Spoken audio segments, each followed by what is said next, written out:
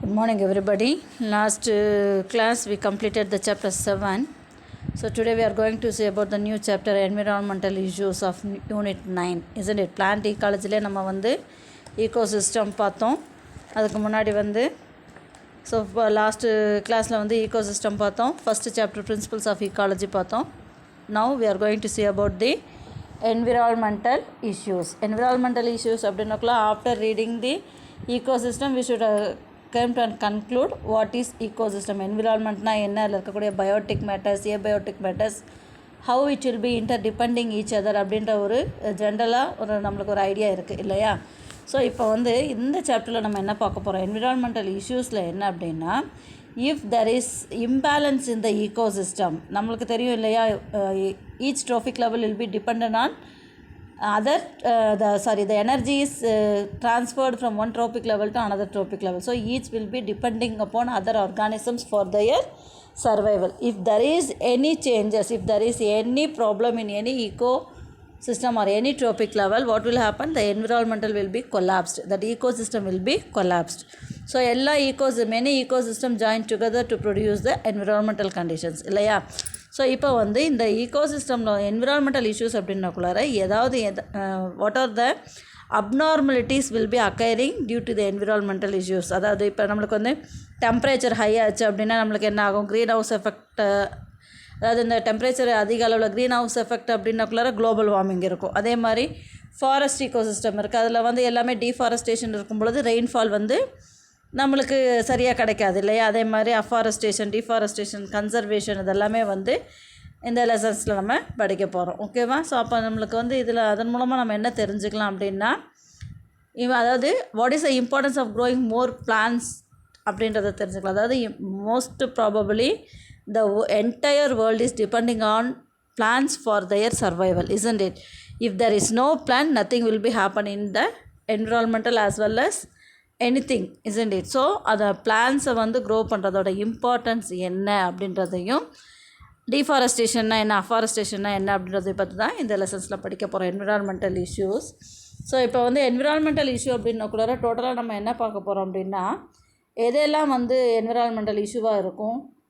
Maybe over population, தென் over பாப்புலேஷன்றது நம்மளுக்கு தெரியும் இல்லையா. அதே மாதிரி ஹெல்த் இஷ்யூஸ், வேஸ்ட் டிஸ்போசல், எதனாலலாம் வந்து என்விரான்மெண்டல் இஷ்யூஸ் ஆகும், அதாவது என்விரான்மெண்டல் எப்படி பொல்யூட் ஆகும், அப்நார்மல் கண்டிஷன்ஸ் எப்படி நடக்கும், சூழ்நிலையில் வந்து ஒரு சில விரும்பத்தகாத செயல்கள் எப்படி நடக்கும் அப்படின்னா, due to the over population, health issues, waste disposal, all types of pollution, green house gases, ozone depletion, water energy food scarcity, deforestation, climatic change and industrialization, urbanization impact.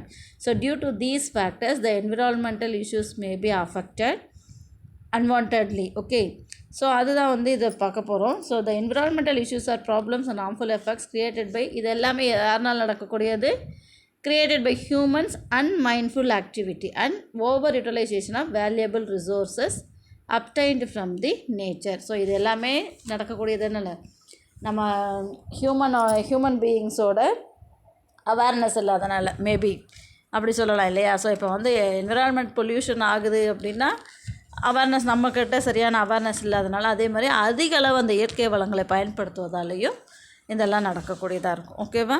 தென் நம்ம ஸோ எதுக்கு உங்களுக்கு இந்த லெசன் இங்கே வச்சுருக்காங்க அப்படின்னா, you are the pillars of growing nation, isn't it?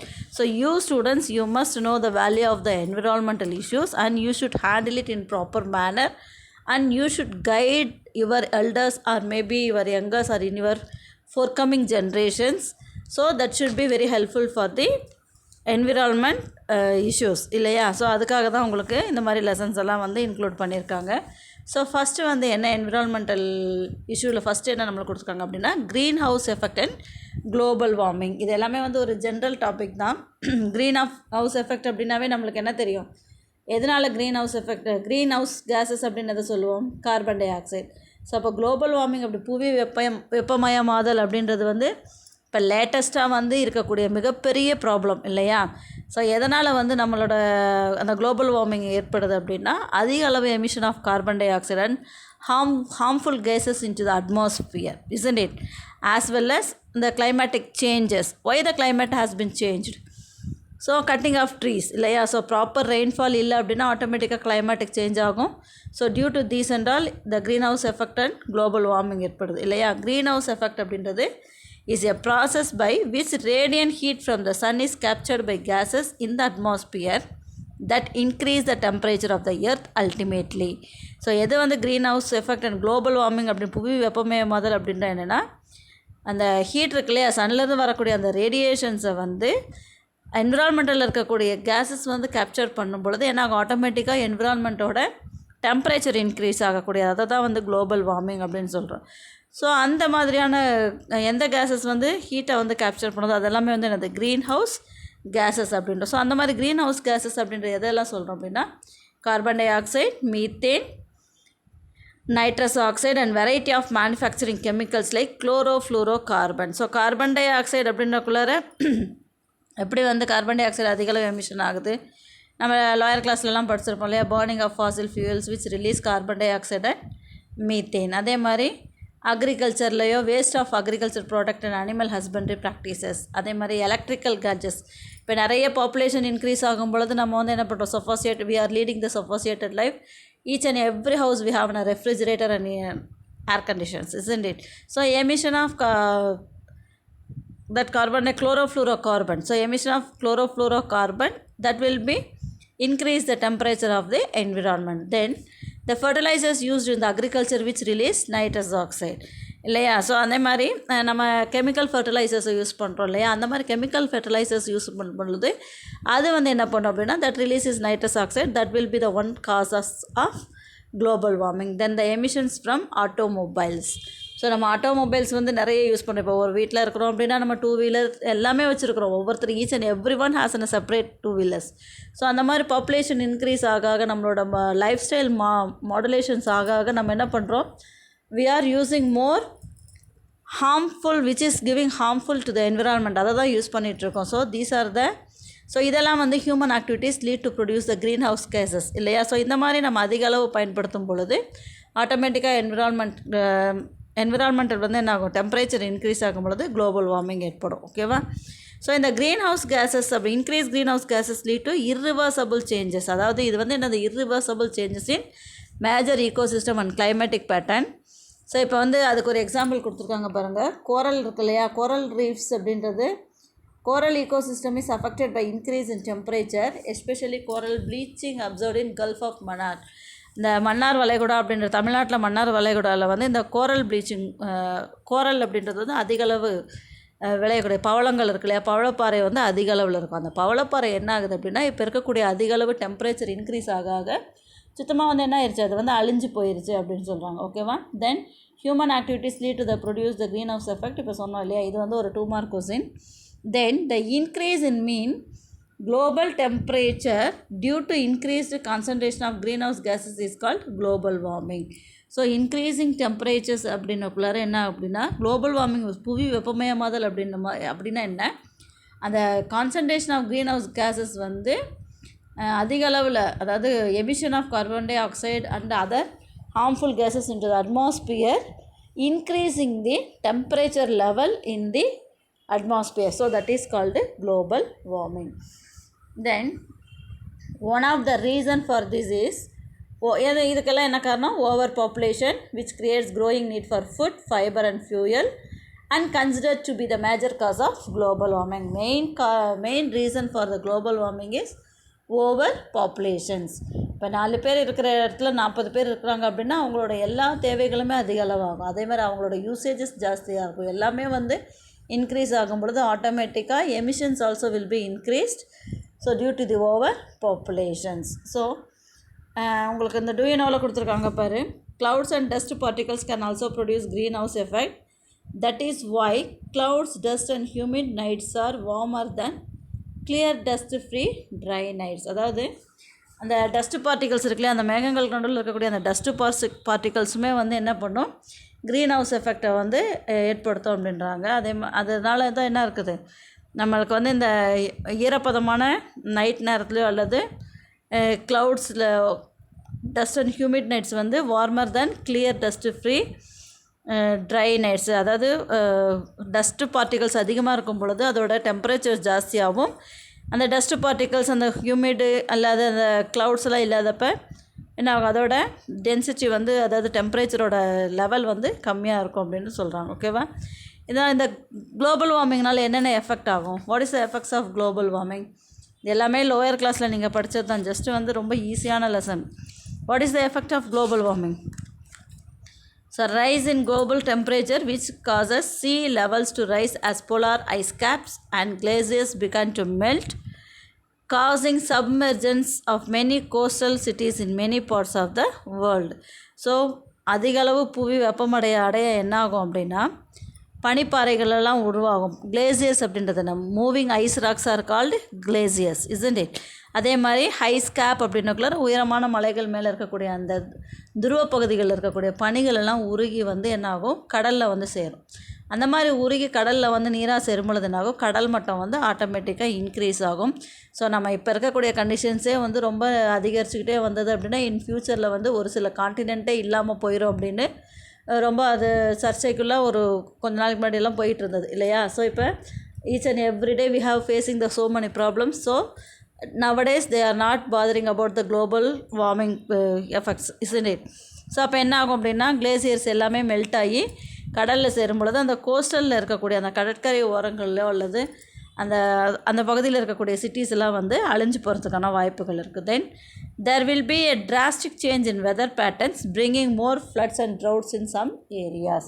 So கண்டினியூஸாக வந்து அந்த கடல் மட்டம் உயரும் பொழுதோ அதே மாதிரி வெதரில் இருக்க அந்த காலநிலை பருவநிலை மாறுறதுனால என்ன ஆகும் அப்படின்னா ட்ரவுட்ஸு அதே மாதிரி ஃப்ளட்ஸ் எல்லாம் வரதுக்கு சான்சஸ் இருக்குது. Then biological diversity may get modified, some species ranges get redefined, tropic and subtropics may face the problem of decreased food productions.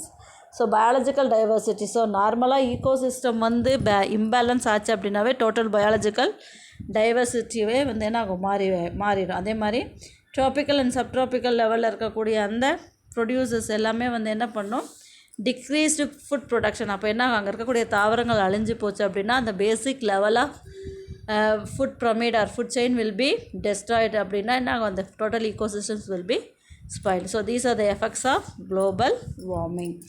Then sources of greenhouse gases emission, natural and anthropogenic.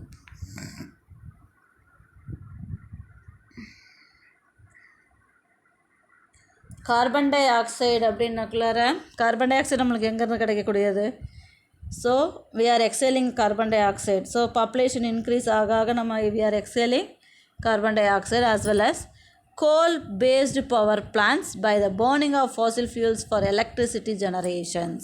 So that is the main cause of releasing carbon dioxide. So நம்ம என்ன பண்ணுறோம் அப்படின்னா burning of coal, அது electricity produce பண்ணுறோம் இல்லையா? Electricity produce பண்ணும்பொழுது burning of coal will emissions more amount of carbon dioxide இல்லையா? அந்த நிலக்கரியை எரிக்கும் பொழுது நம்மளுக்கு எலக்ட்ரிசிட்டி ஃபார்ம் ஆகும் இல்லையா? அந்த வெப்பத்திலேருந்து உருவாகக்கூடிய எலக்ட்ரிசிட்டி நம்ம யூஸ் பண்ணுறோம். அப்போ என்ன ஆகும், emission of carbon dioxide also will be more in amount. Then combustions of fuels in the engines of automobiles, commercial vehicles and air plants contribute the most of global warming.